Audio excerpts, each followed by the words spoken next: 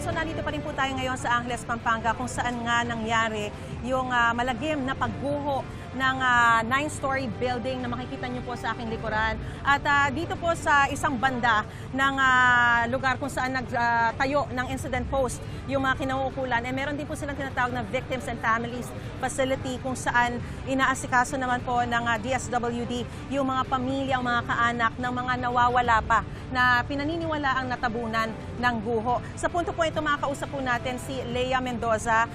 Isa po siya sa mga kaanak ng mga nawawala pa hanggang sa puntong ito. Magandang umaga po sa inyo. Sorry po sa sitwasyon, no? Dito po tayo, ma'am. Magaling po, ma'am. Alright.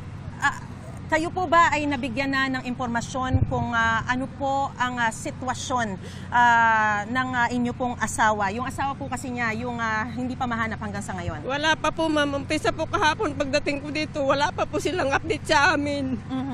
Sa dami naman po ng tao, sa dami nang pwedeng mag-rescue, bakit wala silang may update sa amin kung ano nang nangyari sa loob?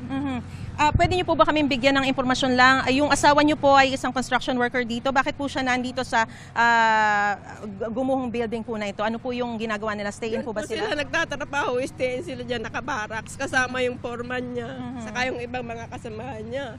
May kinakwento po kayo sa akin kanina. Kailan niyo po huling nakausap ang asawa niyo at ano po sanang hinihiling niya sa inyo? Sabado pa po ng gabi, usapan po talaga namin. Pupunta ako dito kahapon. Kasi dalawin ko daw siya kasi matagal na nga siya dyan. Kaya pumunta po ako dito kahapon. Dito ko din lang po nalaman na nagkaganyan na yung building na yan. So hindi niyo po nalaman nung mangyari nung madaling araw? Hindi pa po. Kaya kahapon po pagdating ko, nagtanong na po ako sa kanila kung anong update, may na-rescue na ba. Meron naman daw po. Yung iba nasa barangay hall. Kaso yung asawa niyo wala pa po? Wala pa po. Ano po yung nais niyo pong marinig sana sa mga Missing pa daw po yung asawa ko dyan.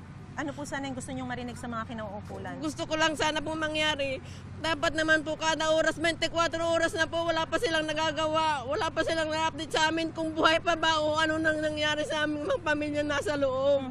Madami po kami nag-aantay dito. Alright. Sige po, ipaparating po natin ang inyo pong concern po. No? Kausapin din po natin, ma'am, alikayo po, si Lorena Angkaw. Kung si ma'am kanina ay construction worker po yung kaniyang asawa, ito naman po yung inyo pong kapatid, no, tsaka hipag ay vendors po. Ano po yung sitwasyon na bigyan na po ba kayo ng update tungkol sa kapatid niyo po at hipag? Wala pa po. Ang gusto lang po sana namin, kada po lalapit kami doon, mangingi kami ng update, nagagalit pa po sila. Ang gusto lang po namin malaman kung ano, buhay pa ba o patay na yung kapatid ko tsaka hipag ko. Gaano po kahirap yung pinagdaraanan niyo po napakahirap ngayon? Po, ma'am. Napakahirap po. Magmula po nung Sabado ng alas 2, andito na po kami. Hanggang ngayon po, nandito pa po kami. Wala po silang bagong update na binibigay sa amin. Lagi na lang po ganyan. Pag nagtatanong kami, galit pa sila. Alright. Siguro mahirap din po kasi yung sitwasyon na pinagdadaanan nila. Naiintindihan po ko na mahirap po talaga, hindi basta-basta makakagalaw.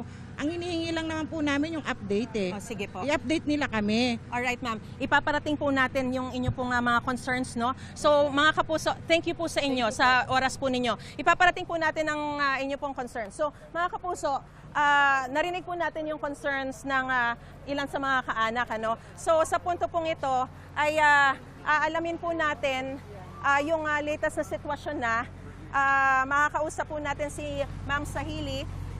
Ma'am, una po sa lahat, yung mga pamilya po kasi na nandun, syempre nag-iiyakan, emosyonal. Yes. Ang nais lang po sana nila, mabigyan daw sila ng update every once in a while kasi napakahirap, napakasakit na hindi nila alam kung buhay pa ba yung kanilang mga kaanak. Ano po ba yung pwede natin mabigyan assurance? We do understand po yung kanilang nararamdaman na sa ngayon po ay talagang unstable sila.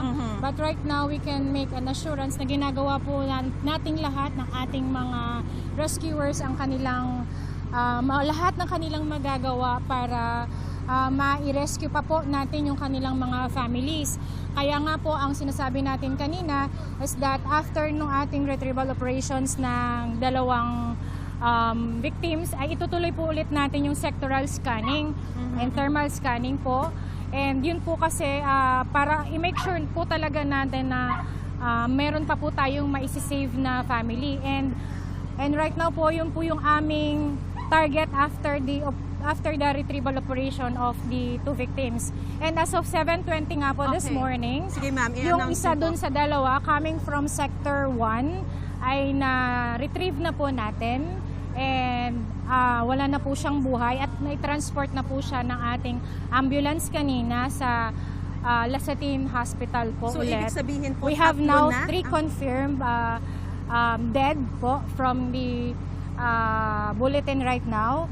And ang missing pa rin po natin is 18 as of So, now. 18 pa rin ang 18 pa rin nawawala po. kahit na confirmed dead na po yung isa? Yes po. Kasama po sila sa bilang ng 18. Kasi hanggat alright. hindi po natin siya nailalabas sa hot zone, part pa rin po siya ng count. Meron pa po bang signs of life doon sa 18? Yun po ay hindi ko kayang bigay pa ng assurance kasi after po ng retrieval operation sa Sector 2, magkakaroon pa po ulit tayo ng thermal scanning and that would signal kung meron pa po tayong rescue operation na magagawa.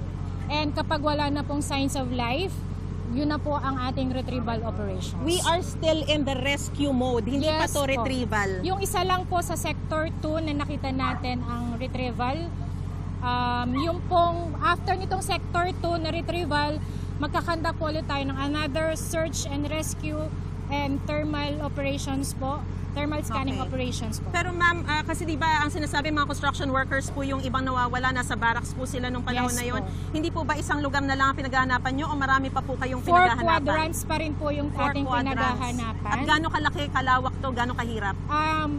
Approximately 1,500 to 2,000 square meters po yung working area natin. And ang pinakamahirap po kasi is ang estimated namin po is 9th floor po. Yung topmost po na nakikita natin right now, ika-9th floor na po siya ng building. So, kung titingnan po ninyo, ito 2 palapag lang, ganyan na lang nag-shrink siya. So, yung 9 floors, ganun po kabigat yung dumagan dun sa Alright. ating mga construction workers inside. Alright, naintindihan po natin at patuloy po kami makikibalita Yes, ma'am. sa inyo. Maraming salamat po sa impormasyon binigay niyo po sa amin. Ma'am Maria Lea Sahili, siya po ang PIO ng Bureau of Fire Protection Central Luzon. Magandang umaga po sa Thank you inyo po, ma'am. at good luck po sa ginagawa Yes niyo po. pong operations Thank po. you po. Balik po muna sa studio.